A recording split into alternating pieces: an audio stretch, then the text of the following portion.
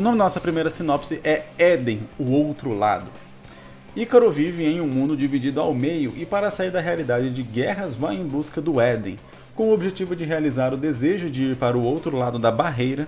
No trajeto vai em busca de artefatos e vê a podridão do mundo após uma longa e dolorosa jornada realiza seu objetivo e se decepciona ao ver que o paraíso é igual à sua realidade antiga.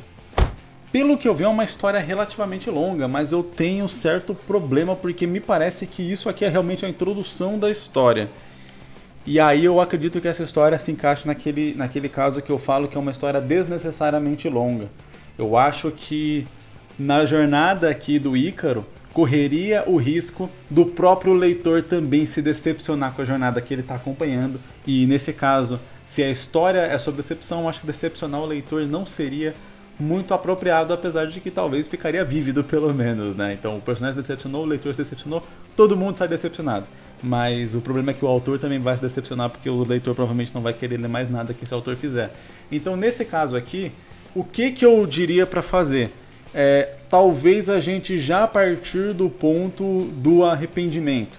A não ser que o arrependimento seja uma lição para ser aprendida no final, e aí a gente vai ter alguma outra jornada, algum ensinamento sobre talvez as coisas que o Ícaro deixou para trás em busca desse objetivo, né? Então talvez ele tinha coisas ali interessantes na vida dele, coisas boas, que ele acabou perdendo em busca do objetivo, e aí quando chega no final e ele se decepciona com essa nova realidade, ele vai aprender que deveria ter se apegado às coisas boas. E aí cabe ao autor, se ele quer fazer uma história mais fatalista, do tipo, acabou, irmão, perdeu, foi, já era, ou se ele quer fazer uma história com uma mensagem um pouco mais positiva para quem está lendo, onde o Ícaro poderia talvez voltar atrás e perceber, não, essa vida que eu tinha aqui era boa, tudo que eu estava buscando do outro lado da barreira ali não era nada, na verdade, não era nada daquilo que eu imaginava, eu acabei idealizando tudo aquilo, vou voltar aqui e vou aproveitar mais a vida que eu já tinha. E aí tem todo um trabalho de construção de personagem para poder, né, fazer toda essa questão de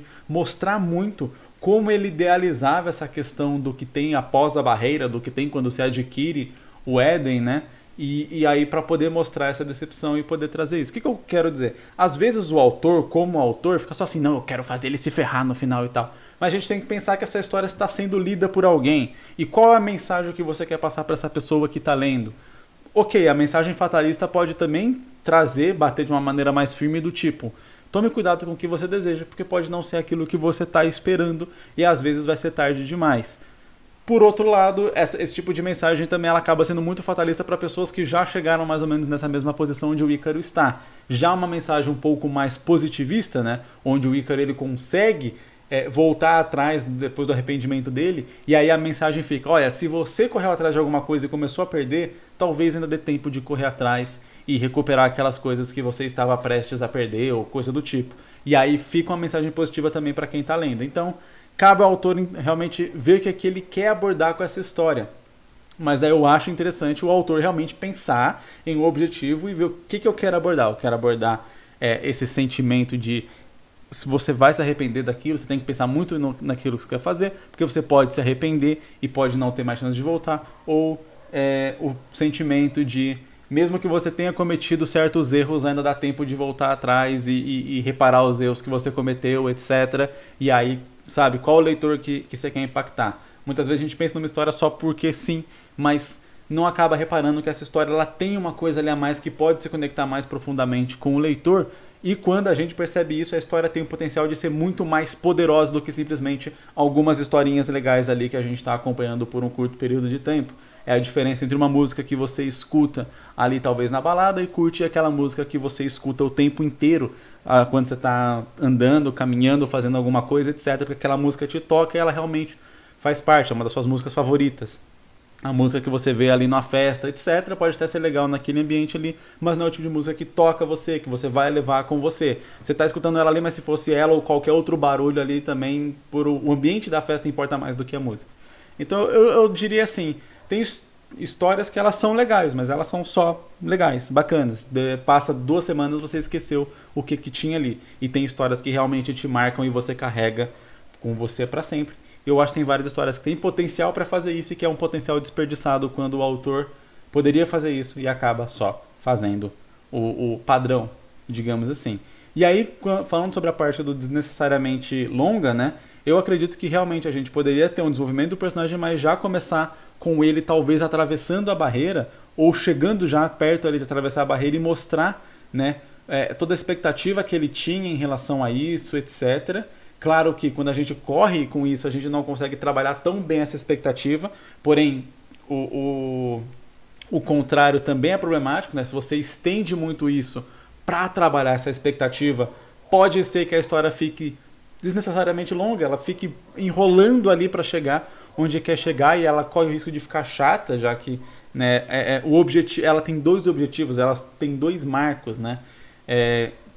Talvez que o primeiro marco é realmente ele sair e conseguir chegar nessa nova realidade, o segundo marco é ele se arrepender dessa realidade e aí dar essa abertura para o desfecho que o autor escolher, né? Seja ele voltando atrás ou seja ele percebendo que tudo que ele fez foi em vão.